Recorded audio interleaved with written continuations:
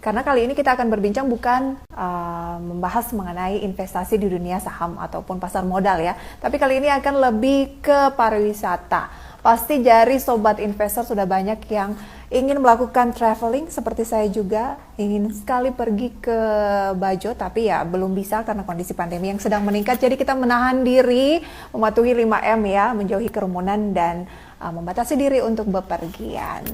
Hari ini saya akan berbincang tentunya bersama dengan Bapak Menteri Pariwisata dan Ekonomi Kreatif Pak Sandiaga Uno. Kita akan ngobrol-ngobrol seru ya, membahas mengenai perkembangan dari industri pariwisata Indonesia di tahun kedua pandemi lagi naik-naiknya. Bisa sharing juga loh melalui komen gitu ya, kalian mau nanya soal apa, karena nanti setelah talk show sekitar 30 menitan kita akan menjawab pertanyaan-pertanyaan yang terpilih dari sobat investor semua yang sudah join di kolom komen. Apakah? Oke. Dan sebelum kita berbincang langsung bersama dengan Pak Sandi, kami akan menyampaikan terlebih dahulu informasi seputar Kementerian Pariwisata dan Ekonomi Kreatif, di mana Pak Sandiaga Uno ini menyampaikan usulan dana program pemulihan ekonomi yang lebih dikenal sebagai PEN TA 2021 untuk sektor pariwisata sebesar 3,7 triliun rupiah kepada Ketua Komite Penanganan COVID-19 dan Pemulihan Ekonomi Nasional dengan cakupan penerima hibah yang lebih luas dibandingkan dengan dana hibah pariwisata 2020. Nah, skema pelaksanaan hibah pariwisata tahun 2021 direncanakan ini melalui mekanisme transfer ke daerah, yakni dengan menggunakan data pajak hotel, restoran, kemudian pajak hiburan di 2019, dan akan menggunakan data BPJS Tenaga Kerja sebagai dasar besaran penerima hibah pariwisata pada tahun 2021 ini. Nah, sampai dengan saat ini, dana hibah pariwisata tahun 2021 masih dalam proses pengusulan. Ini disampaikan oleh Menteri Pariwisata dan Ekonomi Kreatif, weekly press briefing di Kementerian Pariwisata dan Ekonomi Kreatif pada Senin 24 Mei 2021 lalu. Upaya lain juga dilakukan sektor pariwisata di tengah tahun kedua pandemi COVID-19. Salah satunya adalah dengan inovasi, dan Pak Sandiaga juga mengungkapkan bahwa pihaknya meminta sektor wisata ini meningkatkan dari soal personalized, customized look, kemudian juga small size. Kira-kira seperti apa strategi pemerintah di tahun kedua pandemi agar sektor pariwisata bangkit meski banyak pembatasan, larangan seperti mudik sekarang. Ada lagi yang terbaru yaitu kebijakan PPKM mikro darurat di wilayah Bali dan juga Jawa. Apakah Pak Sandi sudah join bersama dengan kita?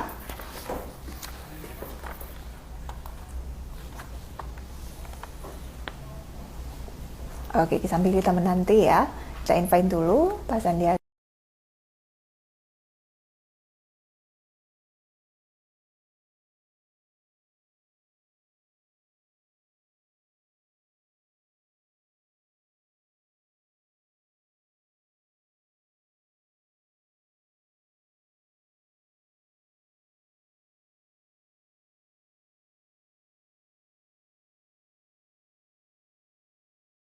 Di Jakarta. Oke, kirain lagi di tempat-tempat wisata tertentu di daerah, Pak. Lagi di Jakarta aja, Pak ya? Kita lagi regroup karena minggu ini ada kenaikan beberapa kondisi menjadi alert. Jadi kita lagi regroup dulu. Mudah-mudahan dengan PPKM yang akan diumumkan lebih diperketat, PPKM darurat ini kita bisa turunkan penularan COVID terutama di Jawa Bali. Sementara di daerah lain kita lagi pantau, terutama karena kita di 5 destinasi super prioritas. Danau Toba sementara masih kondusif, Labuan Bajo dan Mandalika juga masih dalam situasi yang terkendali. Saya lagi memantau Toraja, ini juga salah satu destinasi wisata yang sekarang lagi memiliki potensi yang luar biasa, dan juga Likupang. Jadi Prisa, kita lagi secara totalitas memantau big data kita. Kita ingin agar pariwisata di tengah pandemi ini masih tetap bisa menawarkan satu, terutama ada sisi ekonomi kreatifnya ya, bahwa kita bisa menopang sebagai salah satu sektor yang tangguh untuk menghadapi pandemi ini. Iya, kita juga berharap seperti itu ya, karena kita tahu bahwa pariwisata ini salah satu sektor yang paling terkena dampak secara langsung sejak tahun 2020 lalu. Pak Sandi, kalau kita lihat bahwa tadi Pak Sandi sudah sempat menyinggung penerapan oleh pemerintah ya PPKM mikro darurat di wilayah Jawa dan juga Bali, kita tahu itu daerah-daerah memang destinasi wisatanya masih cukup tinggi karena animo masyarakatnya juga cukup banyak ke tempat-tempat di daerah itu. Nah, kira-kira dampaknya nanti akan seperti apa? Untuk awal-awal diterapkan sekitar 2 minggu katanya PPKM darurat ini.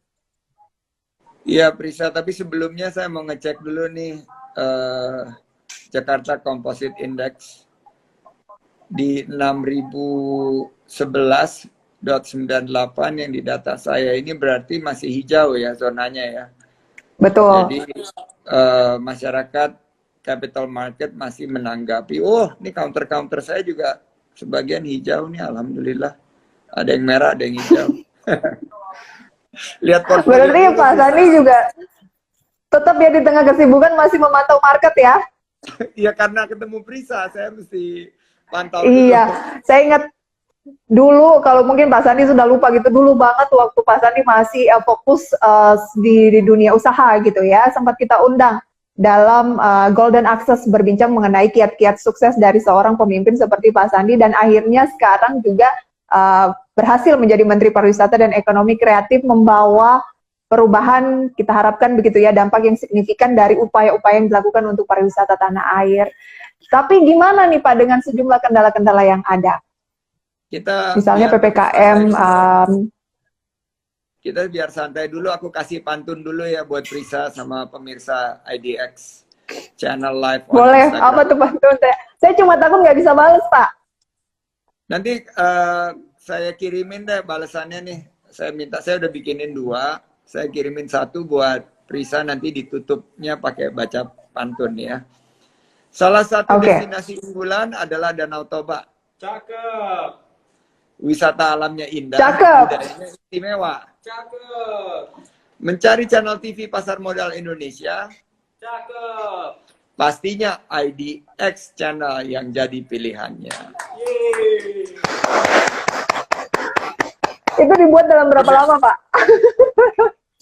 Ini bikin tadi, mau ketemu sama Prisa, bikin ini dulu. Bikin pantun. Ini nanti 1 akan dikirimkan oleh Faisal ke WA-nya Mbak Prisa, dibacain ya pas di ujung pertemuan kita. Pertama-tama menyikapi PPKM darurat.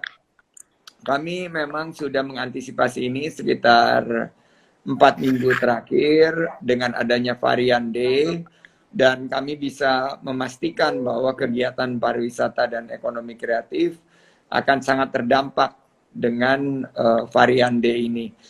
Memang kita mengklarifikasi bahwa kegiatan-kegiatan seperti work from Bali atau work from destination itu bukan pemicu dari peningkatan kasus ini, tapi justru adalah varian D, dan mungkin belum meluasnya protokol kesehatan diterapkan secara ketat dan disiplin, serta belum meluasnya vaksinasi. Oleh karena itu, kami baru berkoordinasi, saya baru berjumpa dengan Bapak Presiden Jokowi. Ada 3 hal yang akan kita lakukan, yaitu mendorong secara masif program vaksinasi yang ternyata terbukti menjadi salah satu benteng yang kuat untuk menghadapi varian Delta, dan seandainya terkena juga, orang-orang yang divaksin ini cenderung sembuhnya lebih cepat. Jadi vaksinasi di Bali sudah mencapai angka 70% untuk dosis pertama, untuk dosis kedua sudah mencapai 25%. Ini akan kita genjot, karena case study di Bali ini menunjukkan bahwa kita bisa mencapai angka vaksinasi yang tinggi jika semua pihak berkolaborasi. Jadi target pemerintah sekarang 1 sampai 2 juta vaksinasi per hari. Ini mudah-mudahan bisa dicapai dalam waktu yang singkat. Itu adalah benteng pertama kita. Benteng kedua adalah perluasan testing, tracing, dan treatment. Jadi ke Bali baru saja ada surat edaran dari Pak Gubernur mengharuskan bahwa wisatawan yang datang dengan udara itu dites PCR 2 kali 24 jam. Jadi ini bagian daripada memperkuat Bali untuk penyiapan pembukaan Bali kembali untuk wisatawan mancanegara. Tapi tentunya prakondisinya keadaan COVID ini harus terkendali. Dengan mungkin kita berupaya secara ketat dan berupaya secara totalitas, kami memprediksi mungkin sekitar akhir Juli awal Agustus, di saat situasi sudah mulai melandai, kita bisa melakukan kajian agar rencana kita untuk membuka Bali kembali ini bisa dilakukan. Dan yang ketiga, ini protokol kesehatan. As simple as wearing your mask, as simple as staying the distance, pariwisata era baru yang tidak berkerumun, customized, personalized, localized, and smaller in size ini menjadi keharusan. Jadi kami menerapkan sertifikasi CHSE, Cleanliness, Health, Safety, dan Environmental Sustainability. Ini yang kita harapkan masyarakat bisa ikut untuk mendukung. Dan juga nanti di saat yang sama di tengah-tengah PPKM ini kita menggelontorkan bantuan-bantuan untuk pelaku pariwisata dan ekonomi kreatif, mulai dari dana hibah pariwisata yang akan kita percepat, bantuan insentif pemerintah, bantuan sosial, maupun bantuan likuiditas lainnya. Jadi ini yang kita harapkan akan menjadikan kita lebih resilient, lebih tangguh, bisa bertahan, tapi bukan hanya bertahan, karena ada ekonomi kreatifnya. Jadi ada pariwisata dan ekonomi kreatif. Ekonomi kreatif ini bisa mencari peluang untuk mencetak pemenang. Oke, sambil kita menanti begitu ya, Pak Sandi, kondisi menjadi landai kembali, kalau bisa sih turun drastis. Apa yang harus bisa dilakukan oleh para pelaku usaha di bidang pariwisata, kemudian juga ekonomi kreatif? Misalnya sudah berlangsung, ini misalnya pandemi naik 1 bulanan, kemudian ditutup dari penerbangan asing gitu, dan domestik juga dilarang, tidak dilarang, tapi lebih kepada dibatasi untuk bepergian, berwisata di dalam negeri gitu. Sebaiknya apa yang dilakukan? Apakah ada bantuan dari pihak kementerian atau seperti apa? Ya, ada tadi seperti saya sampaikan, Trisa, dana hibah pariwisata yang sedang kita percoba untuk dipercepat. Ada program yang berkembang seperti sukuk yang kita lagi dorong untuk peralihan pelaku pariwisata untuk mengadopsi energi baru terbarukan, karena pandemi ini memaksa kita untuk meningkatkan ketangguhan dan keterampilan kita untuk memanfaatkan peluang. Jadi banyak hotel-hotel ini penggunaan airnya, pengelolaan energinya maupun sampahnya belum berkelanjutan, belum memiliki konsep kelestarian lingkungan. Jadi ini kesempatan yang baik mereka untuk pivot, menggunakan waktu yang ini yang tersedia, terutama yang ada di Bali, di daerah-daerah wisata lainnya, untuk betul-betul mengikuti tren terbaru pariwisata, yaitu berbasis kualitas dan berkelanjutan lingkungan, quality and sustainability.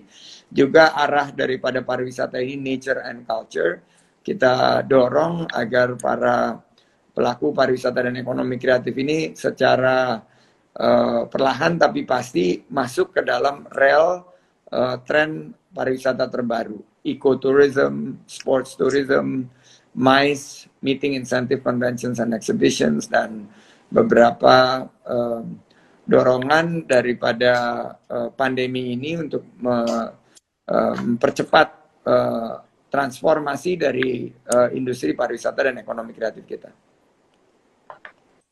Baik, Pak Sandi, insentif dari pemerintah seperti yang Pak Sandi sampaikan tadi kan ini tentunya menjadi, kalau saya jadi pelaku usaha juga menjadi booster gitu ya, kemudian mendorong semangat untuk mengembangkan apa yang diharapkan, standar yang diharapkan dari Kementerian Pariwisata. Nah, kira-kira syarat itu kan yang sering menjadi pertanyaan. Katanya ada insentif dari pemerintah, tetapi syaratnya itu seperti apa sih, Pak? Atau cara-caranya agar kita juga mengambil peran di sana?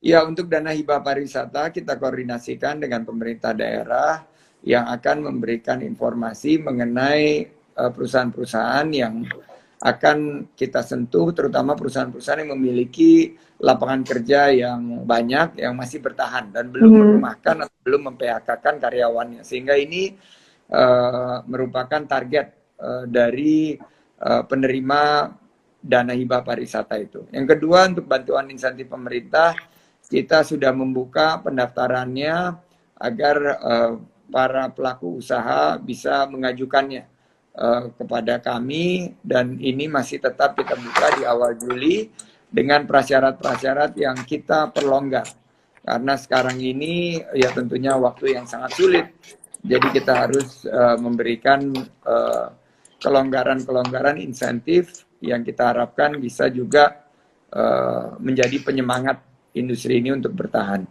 Yang kedua, ini ada yang komen lagi, melihat si merah jantung semakin berdetak kencang. Jadi distract aku nih ngeliat komen-komen ini. Oke, saya bingung Pak mau jawab apa. Giveaway dulu mau nggak giveaway? Ini terlalu serius. Giveaway dulu. Ini ada. Oh, ada giveaway ya? Ada giveaway, ada masker. Oke. Ada masker sama maskernya ulos. Nah, ini maskernya ulos, kita lihat nih, naik nggak nih pesertanya nih. Ini sekarang udah 644. Guys, ini ada giveaway. Coba. Kalau saya tahu tadi Pak ada giveaway ya, saya jadi peserta aja Pak. Ya, ini hoodies, ini masker, terus ada lagi, ini yang paling keren nih. Ini kaos Indonesia Care. Ini Indonesia Care. Jadi ini giveaway-nya satu paket untuk satu orang atau seperti apa, Pak? Enggak, ada 3 pemenang. Ada 3 pemenang. Oke. 3 pemenang Caranya ini akan adalah dipilih oleh IDX Channel yang bisa membuat pantun dengan menyebut 5 destinasi super prioritas. Ayo. Dengan menyebut jadi nggak harus 5-5-nya ya Pak ya, salah satu aja bisa. 750, lihat nggak? Begitu giveaway, langsung 770. Begitu kita bicara mengenai pariwisata dan ekonomi kreatif, turun di bawah 500. Sekarang udah 770. Ini giveaway-nya. Pertama adalah hoodies Wonderful Indonesia. Yang kedua adalah masker ulos Horas. Dan yang ketiga ini yang the best price. Ini keren banget. Ini baju yang selalu saya pakai. Adalah baju Indonesia Care. Ini baju Indonesia Care. Baik. Para peserta dari Break Time kali ini boleh langsung menuliskan pantun ya, seperti yang disampaikan oleh Pak Sandi tadi, harus mencantumkan 5 destinasi prioritas. Nanti akan harus kita pilih 5 pantun destinasi prioritas dan 5 counter unggulan di IDX. Dan tidak boleh menyebutkan Bitcoin. Oke. Kita akan lihat untuk komen-komennya ya. 5 counter 5 counter terbaik di IDX. Oke. Ini agak sulit ya bikin pantun kalau udah 850 begitu kita ngomong mengenai ini. Oke, 3 pantun terbaik akan dapat tadi giveaway-nya. Silakan. Pantunnya di kolom komentar di sini nanti dipilih oleh IDX Channel. Oke. Nanti akan diumumkan ya, Pak ya? Ya, IDX Channel yang umumkan lah. Ini nanti saya kirim ke IDX Channel giveaway-nya. Saya dapat nggak, Pak? Ini kan nggak dijual nih Pak ya, jadi dari Kementerian Pariwisata. Ini nggak dijual, nanti official. Sesi live IG berikutnya aja buat Mbak Prisa. Siap. Bapak kalau misalnya lagi jalan-jalan ke daerah-daerah gitu, keluhan-keluhan seperti apa sih yang sering didengar dari para pelaku usaha? Ya, nggak ada omset, tingkat keterhunian rendah, prasyarat yang berubah-ubah, udah gitu pemerintah nggak jelas, pemerintah kok nggak tegas, itu selalu datang. Terus saya sampaikan bahwa sekarang ini kita ada di situasi VUCA. VUCA itu adalah volatility, uncertainty, complexity, and ambiguity. Jadi pemerintah akan memberikan satu bauran kebijakan dalam bentuk sandbox. Sandbox itu artinya adalah koridor-koridor yang kita sediakan agar di tengah situasi COVID ini kebijakan bisa diambil menyesuaikan dengan keadaan terkini. Misalnya, sekarang PPKM darurat, ya tentunya kita ketatkan. Tapi begitu melandai, kita akan longgarkan. Nah, ini yang akan kita koordinasikan, kita kolaborasikan dengan penyelenggara pariwisata di masing-masing daerah. Sehingga tempat-tempat wisata, begitu kasus COVID-nya meningkat, ditutup. Tapi destinasi wisata dan sentra ekonomi kreatif itu akan dibuka sesuai dengan keadaan COVID dengan koordinasi bersama dengan Satgas COVID-19. Nah, ini yang kita harapkan. Saya udah bicara sama Pak Jokowi kemarin, beliau setuju. Dan kita harapkan ini jadi satu motivasi, satu optimisme. Karena udah lebih dari 1 tahun pariwisata dan ekonomi kreatif ini betul-betul tertekan. Pak Sandi, kalau melihat kondisi dari pandemi COVID-19 saat ini, berarti memang harus ditunggu pandeminya ini landai, baru pariwisata bisa didorong lagi ya. Kalau lagi tinggi-tinggi gini ya nggak ada yang bisa dilakukan. Maksud saya adalah pembuka tempat-tempat wisata untuk sementara di hold. Jadi jangan kita berhenti, kita harus tetap bekerja. Jadi kalau lagi dalam keadaan seperti meningkat seperti ini, di mana mobilitas harus dikurangi, kita harus melakukan persiapan untuk begitu kita buka, pariwisata itu lebih clean, lebih healthy, lebih safety, lebih environmental sustainability. Jadi jangan berhenti. Justru, wah ini pantun-pantunnya udah keren-keren nih. Cahaya surya, hangatlah sudah. Ini rambutku berantakan ya? Kok nggak bilang sih? Ada yang komen ya, Pak? Iya, katanya berantakan rambutnya.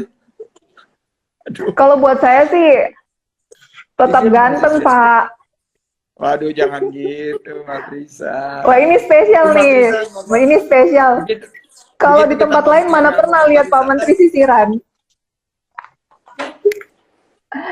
Nah, ini harus diabadikan nih. Hanya terjadi di IDX Channel. Hanya di IDX Channel. Udah mirip Han Ji Pyong, Pak. Aku boleh nanya nggak, gantian nggak? Boleh dong. Di IDX ini counter-counter yang berhubungan dengan pariwisata dan ekonomi kreatif itu, apakah sudah ada indeks nggak, indeks pariwisata? Tampaknya belum ada, Pak, karena untuk saham ataupun emiten yang melantai di Bursa Efek Indonesia itu yang spesifik ke pariwisata itu masih sangat minim, Pak. Oke, kalau ekonomi kreatif kan udah banyak kan, karena ada 17 subsektor. Sudah banyak. Itu belum juga ada Aircraft Index ya?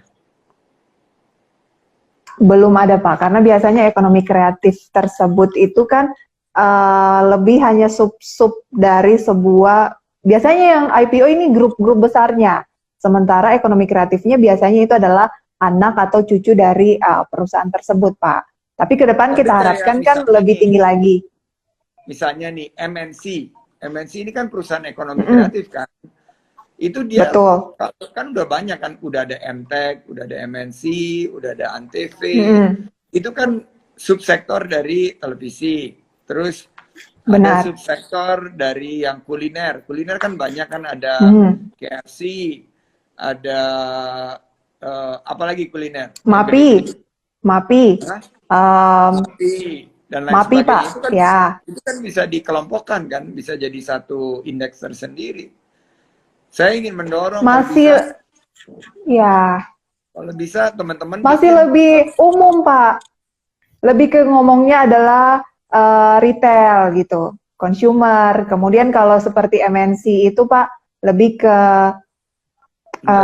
televisi. Ya. Seperti itu, Pak. Disandinginnya kalau MNC dengan MTech gitu, Pak. SCTV dan yang lainnya. udah banyak yang ini nih pantunnya nih, nanti dipilih ya teman-teman IDX Channel ya. Kelihatannya udah ada beberapa pemenang nih untuk giveaway kita. Mungkin kita mulai dengan pertanyaan ya Pak ya, dari pemirsa atau Silakan. para peserta dari IG Live. Apakah sudah ada pertanyaan yang pertama? Karena dari saya ini nggak bisa baca komentar-komentar yang masuk. Kesian. Jadi Oke, ini ada ya, aku aja yang jadi host deh, kamu jadi narasumber. Oke, pertanyaan pertama, travel corridor untuk Batam Bintan. Ini selain Bali, ada juga destinasi wisata yang sangat bergantung terhadap pariwisata, yaitu Kepri. Kepri itu ada 3 pulau, Batam, Bintan, Karimun yang besar, ada pulau-pulau lainnya, tapi Batam dan Bintan ini sangat menggantungkan kepada pariwisata dari Singapura dan dari Malaysia. Nah ini kami juga bersama-sama dengan pembukaan Bali menggarap harapan bahwa kita bisa membuka juga dengan penerapan koridor setelah angka COVID ini tentunya bisa melandai. Saya dengar Singapura ini nanti akan dikonfirmasi sudah mulai menerapkan pelonggaran-pelonggaran, dan COVID ini setelah vaksin ini digenjot, dimasifkan, mulai pemikiran-pemikiran bahwa kita akan hidup berdampingan dan bersebelahan dan hidup dengan COVID. Itu sudah mulai bisa diterima pandangan-pandangan seperti itu. Jadi Batam Bintan mudah-mudahan bisa juga kita buka selaras dengan upaya kita untuk membuka Bali kembali. Oke, itu dia ya jawaban dari penanya yang pertama. Kemudian pertanyaan berikutnya dari tidak mencantumkan nama nih Pak. Katanya Kemenparekraf juga sedang menggarap wisata berbasis vaksin. Bagaimana perkembangan dan seperti apa sih teknis pelaksanaannya? Oke. Jadi kita berwisata tapi untuk vaksin aja Pak, atau gimana? Jadi gini, vaksin ini untuk warga negara Indonesia adalah public goods atau benda publik yang diberikan secara cuma-cuma dan gratis. Namun kami memberikan nilai tambah bagi Bali yang memiliki tingkat vaksinasi terbaik dari seluruh provinsi untuk menjadi destinasi pariwisata berbasis vaksin. Pariwisata berbasis vaksin ini kita harapkan akan meningkatkan lama kunjungan karena paling tidak 14 hari dan juga kualitas dari kunjungan tersebut. Jadi orang-orang yang masuk ke Bali ini akan merupakan wisatawan yang sudah divaksin paling enggak dosis pertama. Jadi kita sudah mulai menawarkan paket pariwisata berbasis vaksin ini. Harapannya ini juga bisa menandingi karena banyak sekali paket-paket wisata ke luar negeri. Salah satunya ke Amerika yang menawarkan pariwisata berbasis vaksin. Jadi guys, kita pariwisatanya di Indonesia aja. Ini bajuku nih di Indonesia aja nih. Prisa lihat. Woi. Ini di Indonesia aja. Harapannya di Indonesia aja. Kalau mau vaksin di Indonesia aja. Jangan kita sayang devisa negara kita ada 11 miliar US dollar yang ya boleh dibilang dihambur-hamburkan di luar negeri untuk pariwisata di luar negeri. Saya tidak anti wisata di luar negeri, tapi saya berharap para wisatawan itu juga memastikan wisata di Indonesia saja diutamakan. Oke, itu dia ya jawaban terkait dengan destinasi pariwisata vaksin. Pak Sandi, kalau misalnya seperti saya, ini kan sudah rindu sekali untuk melakukan traveling ya di dalam negeri. Misalnya ke Bajo, saya tuh ingin sekali ke Bajo, belum sempat Pak. Kira-kira saran dari Pak Menteri Pariwisata dan Ekonomi Kreatif apa? Misalnya dalam kondisi saat ini, apakah jangan pergi dulu? Terus kan kemudian ada ungkapan-ungkapan yang agak lucu juga ketika dibilang jangan kemana-mana dulu, jangan liburan dulu. Kita mau membantu industri pariwisata. Pertama-tama gini, Prisa, gampang banget. Satu adalah situasi yang sekarang kita menyesuaikan. Bahwa COVID lagi meningkat, kita batasi mobilitas. Tapi kita juga bisa melihat bahwa daerah yang kita kunjungi itu zonanya apa. Jadi tentunya dengan konsep end-to-end CHSE, kita berangkat dari rumah ke zona yang hijau, kita pastikan dulu kita sehat. Makanya kita harus testing. Dan saya mendorong testing itu sebagai bagian daripada rutinitas kita di tengah pandemi dan tantangan ekonomi. Yang kedua adalah yang berkaitan dengan berpariwisata dengan penuh tanggung jawab. Selain kita melakukan testing, selain kita melakukan memastikan kita sudah divaksin, jadi yang berikutnya adalah bagaimana kita tidak berkerumun. Pariwisata era baru itu adalah yang lebih personalized, menyasar alam terbuka dan berbasis budaya, kearifan lokal, desa wisata. Kami kebetulan juga lagi mengembangkan desa wisata dan di sini cantik-cantik sekali desa wisata yang ada tersebar mulai dari Aceh sampai Papua. Nah ini yang saya harapkan bisa menjadi dukungan dari masyarakat terhadap sektor pariwisata dan ekonomi kreatif, tapi kita utamakan dulu kesehatan kita. Oke, tapi boleh ya Pak ya kalau mau jalan-jalan saat ini asal menggunakan prokes, kemudian harus sudah divaksin, seperti itu? Ya, kalau misalnya tanyanya boleh atau tidak, jawabannya adalah boleh. Tapi you ask yourself, ini necessity nggak buat kita? Apakah ini suatu yang keharusan? Misalnya udah penat banget di rumah, mau work from, misalnya dari Bajo itu, Bajo hijau ya. Mau work from Bajo aja selama 2 minggu, ya jawabannya boleh. Tapi saya menganjurkan vaksin dulu, dites PCR dulu, sampai di sana berpariwisata era baru. Tidak berkerumun, tidak memiliki tetap mengenakan masker, menjaga jarak, dan selalu mencuci tangan. Nah, itu dia tips dan juga saran dari Pak Menteri. Saya dari tadi sambil mencermati apa yang Bapak katakan juga membaca komen-komen yang unik-unik ya. Ada cukup banyak. Ada yang menanyakan Pak Sandi sudah makan belum? Belum, saya lagi puasa. Apakah Pak Sandi sudah sarapan katanya? Saya lagi puasa hari Kamis kebetulan, jadi belum makan, tapi tadi pagi udah sahur. Oke, jangan cuma nanya-nanya ya Pak ya, kalau bisa dikirimkan makanannya. Ya, saya pengen buka masker, kemudian disuruh buka masker, tapi ada Faisal di sini, saya nggak bisa.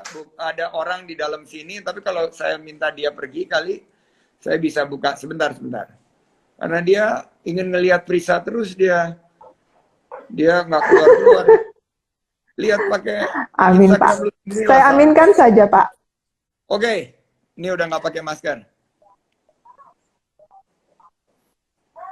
Nah, yang buat yang nanya-nanya gitu ya, dan menyampaikan, halo Pak Sandi ganteng sekali hari ini. Nah, ini dikasih hadiah, dibuka maskernya. Dan banyak sekali ini lebih kepada pantun, tentunya banyak tampaknya yang mengejar giveaway dari Pak Sandi. Katanya Pak Sandi berpikir IDX Channel. Ini masker ulos. Ini cantik sekali. Yang kedua adalah T-shirt Wonderful Indonesia, enak banget dipakai apalagi buat tidur. Dan berikutnya adalah baju andalan saya yang selalu saya pakai, yaitu Indonesia Care. Wow. Itu hanya bisa didapat di mana Pak Sandi? Ini nggak bisa didapat. Not for sale. Oke. Hanya bisa didapat di IDX Channel. Melalui ini ya. Melalui giveaway ya. Melalui giveaway. Cukup banyak sekali dan 5 pantun agak bingung juga nih Pak Sandi untuk memilih karena semuanya ini tampaknya ahli pantun. Ya, kalian kerjalah di Channel lah, kan kalian memang media, jadi bisa memilih. Nanti akan kita pilih yang terbaik ya. Terbaik. Ada pertanyaan. Oke, saya sulit mencari pertanyaan. Kebanyakan ini adalah doa untuk Pak Sandi. Semoga sehat selalu ya. Ada yang Kemudian nyinyir juga. di Ada yang Gunung nyinyir juga, nggak Merbabu, Pak apa-apa. Itu Sandi. bagian daripada netizen yang budiman. Itu adalah bentuk perhatian ya Pak ya. Itu bentuk kasih sayang. Ada yang nanya Pak, Gunung Merbabu kapan buka lagi Pak? Gunung Merbabu ini satu-satunya gunung yang saya masih perjuangkan. Karena dari gunung-gunung yang lain kayak Rinjani, ada beberapa gunung di Jawa juga sudah buka. Tapi Merbabu ini ada pertimbangan khusus dari Pak Gubernur Jawa Tengah dan juga Ibu Siti Nurbaya sebagai menteri yang membidangi taman-taman nasional ini. Jadi mohon sabar, tapi saya akan ada event Mesasila 100. Rencananya itu bulan Oktober. Mudah-mudahan sebelum itu udah bisa dibuka juga. Gitu. Apa yang menjadi kendala Pak sampai Gunung Merbabu ini ditutup sementara selain karena pandemi COVID-19? Ada alasan lain tidak Pak? Nggak ada sih, alasannya lebih ke kekhawatiran kita. Jadi ini ada penumpukan, bagaimana adaptasi protokol kesehatannya. Karena kalau Rinjani dan gunung-gunung lain, kita sudah lakukan evaluasi dan kajian. Tapi yang Merbabu ini juga ada dari masukan dari pihak setempat berkaitan dengan kemungkinan yang bukan COVID related gitu. Jadi ada pertimbangan-pertimbangan lain juga. Jadi kita nggak berani untuk mengambil satu keputusan jika tidak dilengkapi dengan kajian yang strategis, yang komprehensif gitu. Ini ada yang komen katanya Mbak Prisa pakai baju merah jadi banyak zona merah deh di Pulau Jawa. Sekarang banyak zona merah. Biasanya kalau pakai merah katanya marketnya jadi merah. Enggak dong. Iya, jangan sampai marketnya jadi merah nih. Per hari ini sih masih hijau. Mungkin nanti masih hijau. Di salah satu dress code-nya di IDX Channel itu hijau kali ya. Ada Pak yang hijau. Oh turun. Selama kita ngomong turun 5980. Wah ini jangan-jangan. Wah efek baju merah berarti nih Pak. Informasi yang. Tapi kalau turun kan diskon. Diskon dong Pak kalau misalnya indeksnya turun. Turunnya dalam loh semenjak kita ngomong 15 menit. Waduh, kacau juga. Semangat guys, semangat. Semangat, kalau turun ya serok lagi. Karena kan turunnya juga tidak terlalu signifikan, Pak. Mainnya 59-6 ribu saja. Jadi kan masih satu agak masih ngeker-ngeker nih. Kira-kira kapan peluang yang baik untuk mengalami kenaikan. Kalau mau downtrend kan pasti sudah kemarin-kemarin Pak diuji. Tapi ternyata terus berupaya untuk balik lagi ke 6 ribu. Nih merah nih. Nggak lama lagi nih yang nanya, Pak Sandi pegang saham apa? Mau lihat portfolioku? Portfolioku beragam. Portfolioku alhamdulillah loh. Tahun ini ya rezeki anak soleh kali ya. Aku alhamdulillah portfolioku kinerjanya positif semua dan aku fokus di new economy kan. Aku lebih banyak meracik portfolio itu yang juga ada aspek pandemic winner yang bisa justru di tengah-tengah pandemi ini berkembang. Jadi tren-tren seperti kesehatan, digitalisasi, sama tren environmental friendly atau sustainability ini banyak menopang kekuatan dari portfolioku. Jadi, langsung kita bicara portfolio langsung naik 950. Yang nonton, waduh, lebih tertarik ngomong portfolio ya kali ya. Jadi aku, nah ini aku kasih di IDX Channel karena ini 5 tahun lalu aku kan eh, fokus di dunia usaha. Aku kasih 3 tips. Pertama, you invest in long term. Jadi kalau lihat portfolioku itu komponen-komponen utamanya itu adalah counter yang atau portfolio yang setiap tahun itu terus memberikan penambahan peningkatan aset dan pembagian dividen atau cash flow. Jadi kalau misalnya instrumennya saham itu ada aspek dividen sama aspek dari segi penambahan aset. Yang kedua, jangan kita mengikuti tren tanpa mengerti bahwa tren ini punya keberlanjutan daripada tren ini. Makanya saya bilang 3 tren tadi, kesehatan, digitalisasi, dan juga tren terhadap energi baru dan terbarukan ini maupun pengelolaan sampah. Pokoknya sustainability itu jadi menarik banget. Dan saya lihat di Indonesia counter-counter yang fokus di kesehatan, digitalisasi, dan energi baru dan terbarukan ini atau sustainability ini belum banyak. Jadi mestinya kita mendorong. Tapi kalau kita lihat ekonomi Indonesia ini kan konsumsi paling pertama kan.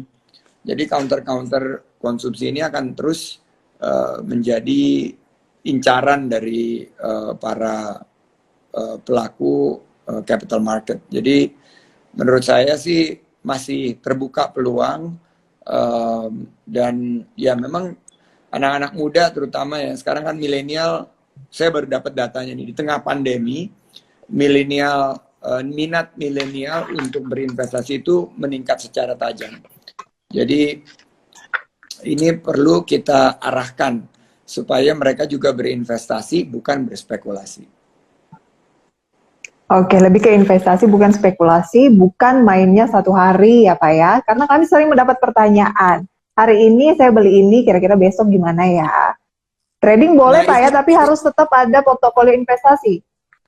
Iya, boleh day trading. Maksudnya untuk long term.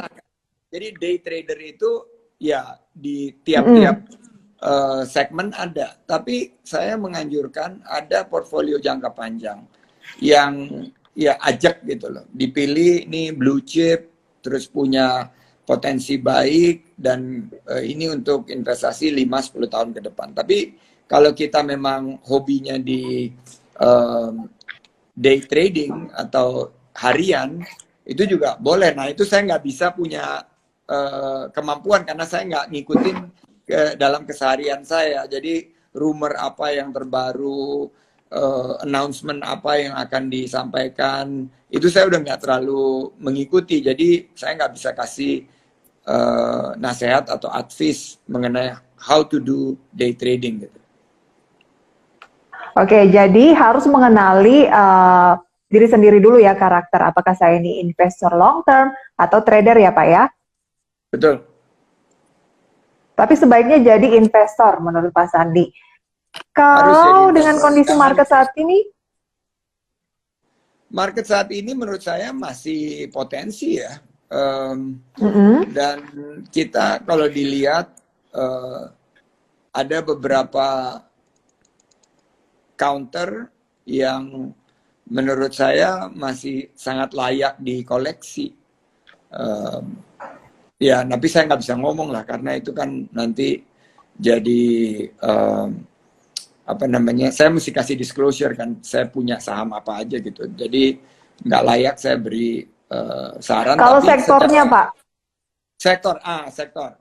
Menurut saya sektor yang paling menarik untuk teman-teman anak-anak muda adalah yang berkaitan dengan konsumsi yang sedang bertransformasi menuju era industri 4.0. Jadi perhatikan aja counter yang memberikan konsumsi untuk kebutuhan sehari-hari dan melakukan transformasi menuju industri 4.0. Jadi kalau kita lihat kan ya banyak banget perusahaan konsumsi kita kan di counter konsumsi itu, tapi pilih perusahaan yang sudah melakukan dan serius melakukan transformasi digitalisasi. Itu yang pertama. Kedua, menurut saya, dari perusahaan-perusahaan energi, sumber daya alam, cari perusahaan-perusahaan yang serius melakukan konversi dan transformasi untuk menuju energi baru dan terbarukan dan sumber daya alam untuk ekonomi baru. Nah, itu ada juga banyak. Jadi kayak, nikel, emas, itu dibutuhkan oleh ekonomi baru. Dan yang ketiga, Oh, itu sudah sangat clear banget bocorannya ya. Udah ngomong ya, nikel, berapa sih emiten yang terhubung dengan nikel di bursaan? Kemudian juga tapi kan, emas gitu. tapi kan nikel, emas itu kan nggak cuma tambangnya aja, tapi kan alur dari rantai nilainya. Nah, ini Oke. itu yang penting. Dan ketiga, menurut aku, cari sektor-sektor yang deep discount. Kayak pariwisata menurut saya. Sekarang mah berat sekali.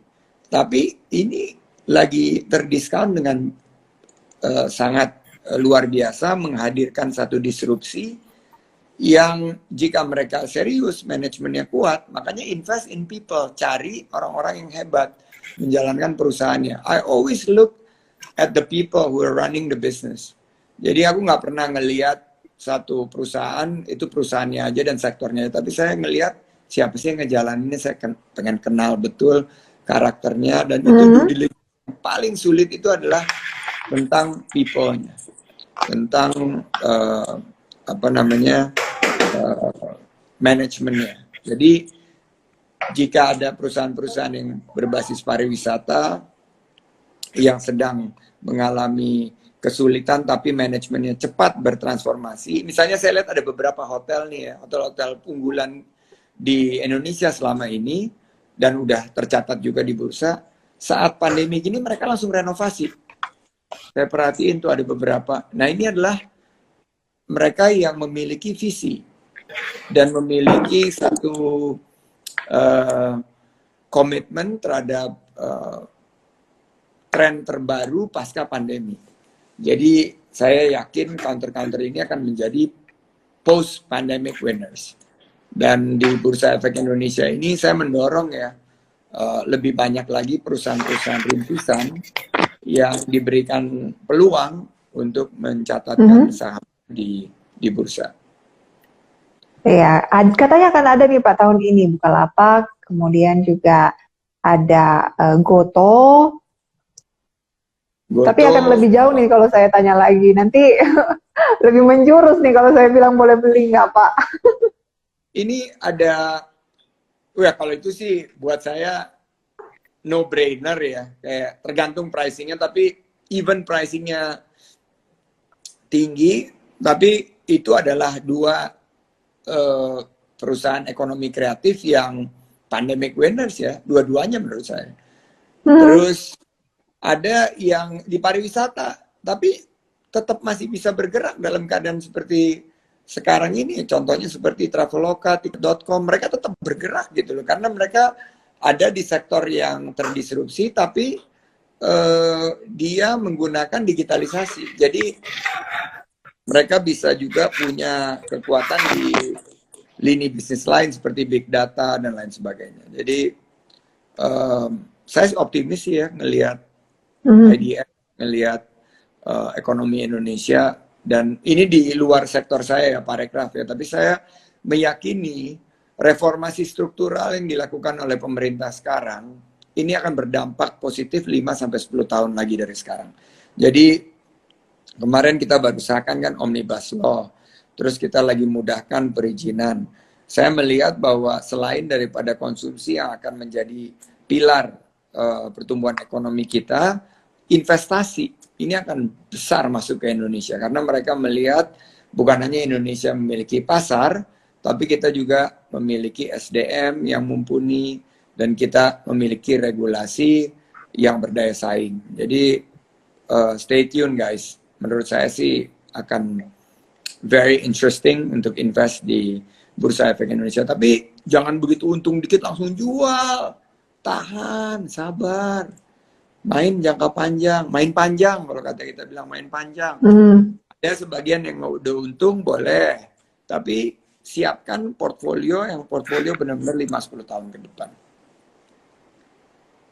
Nah, itu dia tips mahal dari Pak Sandi ya, Ini nggak bagaimana ada berinvestasi di di daftar dunia pasar pertanyaan. modal.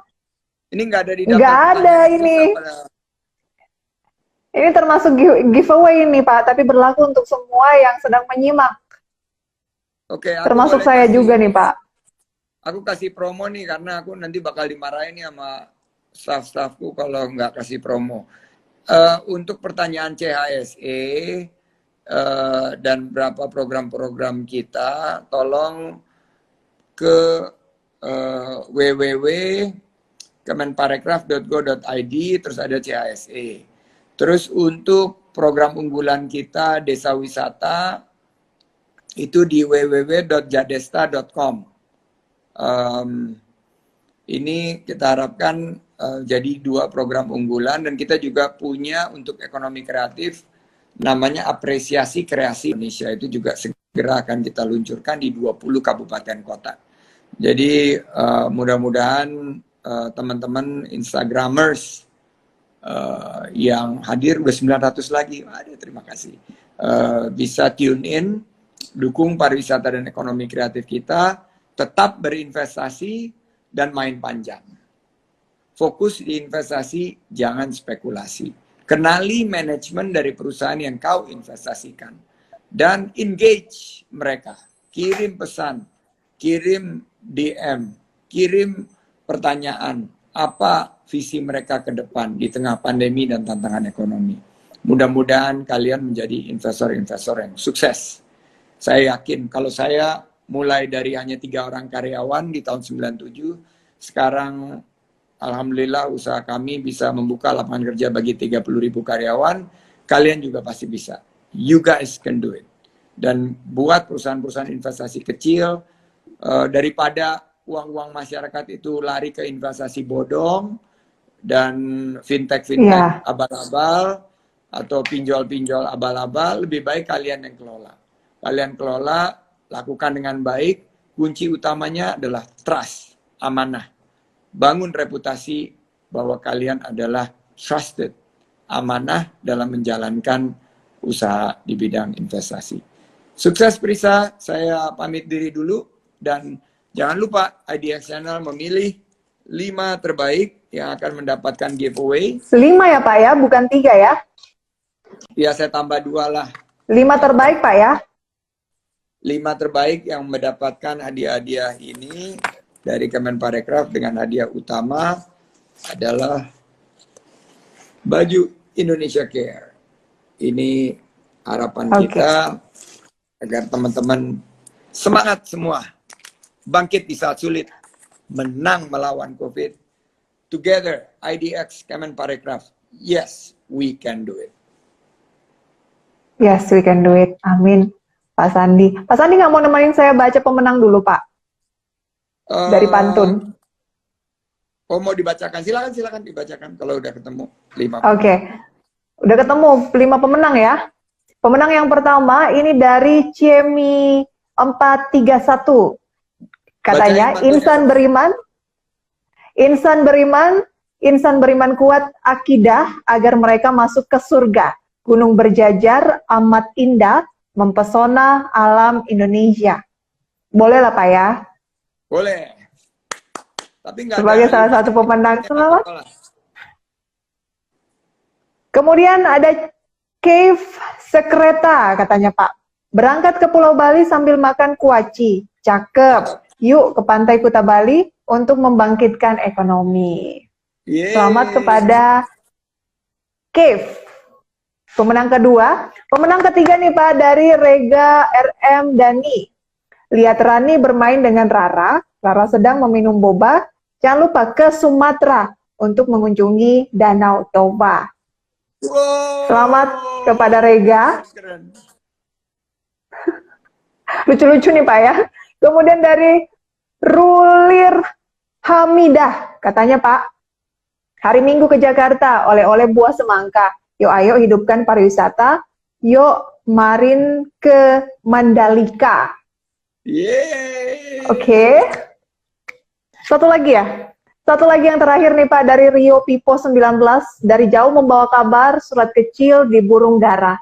17.000 pulau indah tersebar di tanah megah Nusantara. Itu dia. Jawaban-jawaban ataupun pantun-pantun dari peserta keren-keren ya Pak ya. Kalau ada lomba pantun, mungkin akan ada nih Pak dari Kementerian Pariwisata, lomba pantun.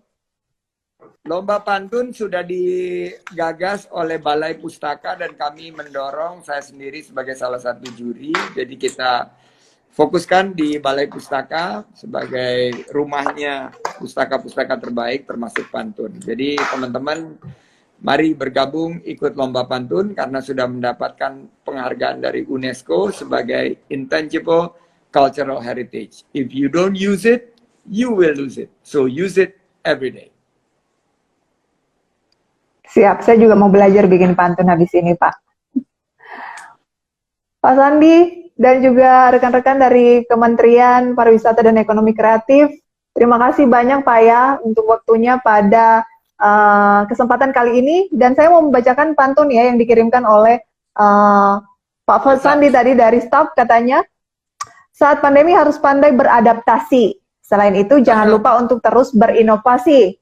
Cakep. Teman-teman IDX, jangan lupa terus tingkatkan kolaborasi. Pulihkan parekraf untuk Indonesia bangkit kembali. Boleh kita berikan aplaus yang meriah. Pak Sandi, terima kasih banyak ya. Sukses selalu untuk pariwisata tanah air. Dan ditunggu ngobrol-ngobrol di lain kesempatan, Pak. Terima kasih. Sampai jumpa. Bye-bye.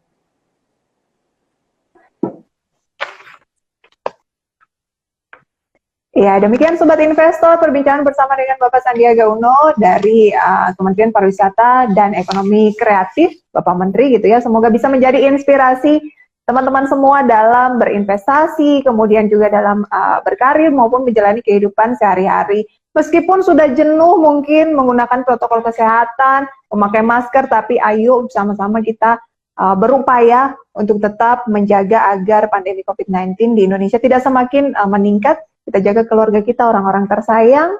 Dan saya Prisa Somodatu pamit undur diri. Terima kasih ya. Selamat makan siang. Sampai berjumpa kembali.